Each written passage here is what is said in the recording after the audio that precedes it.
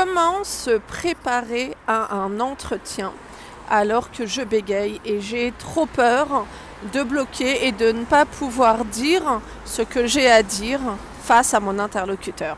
Bonjour à tous, je m'appelle Marilène Cimetière, je suis coach et je vous accompagne depuis plusieurs années à prendre confiance en vous, à vous accepter et surtout à vous libérer du bégaiement.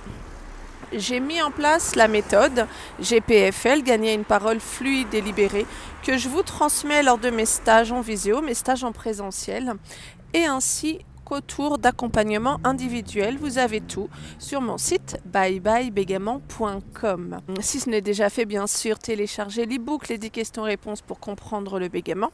Et si ce n'est déjà fait, abonnez-vous à cette chaîne. Nous sommes une communauté qui grossit et je vous remercie de la confiance que vous m'accordez depuis ces longues années.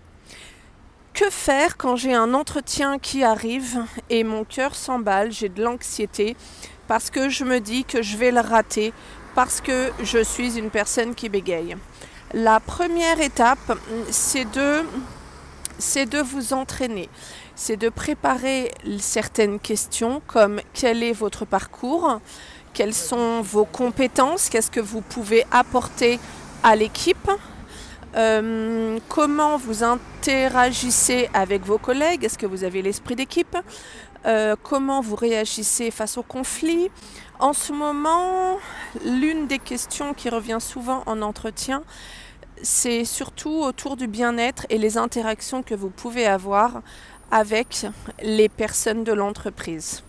Deuxièmement, c'est faire de la cohérence cardiaque pour neutraliser le cortisol. L'hormone numéro 1 du stress, c'est le cortisol. Quand on a peur, notre corps sécrète du cortisol et on le sait très bien quand on bégaye, quand le stress est présent, on a un pic au niveau de notre bégaiement.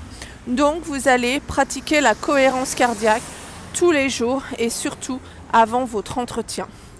Et la troisième étape, c'est de vous répéter que vous êtes la bonne personne pour ce poste et que vous allez tout donner.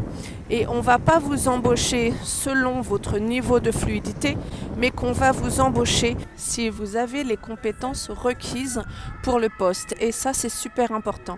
Souvent, on a tendance à se focaliser sur notre parole, alors que ce qui est important, c'est qu'est-ce qu'on peut apporter à l'entreprise. Si vous avez aimé la vidéo, il y a un de ces bruits dans la rue, j'espère que la vidéo sera bonne.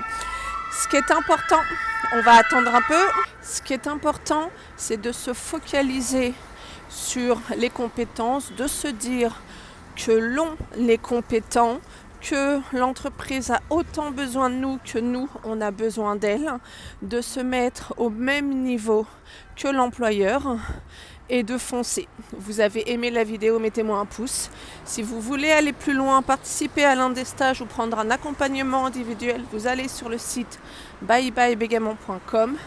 Vous allez dans la formule qui vous intéresse, vous cliquez, vous allez avoir toutes les informations et go! Prenez soin de vous, gardez courage et gardez en tête que vous êtes une personne magnifique. Ciao, ciao les amis.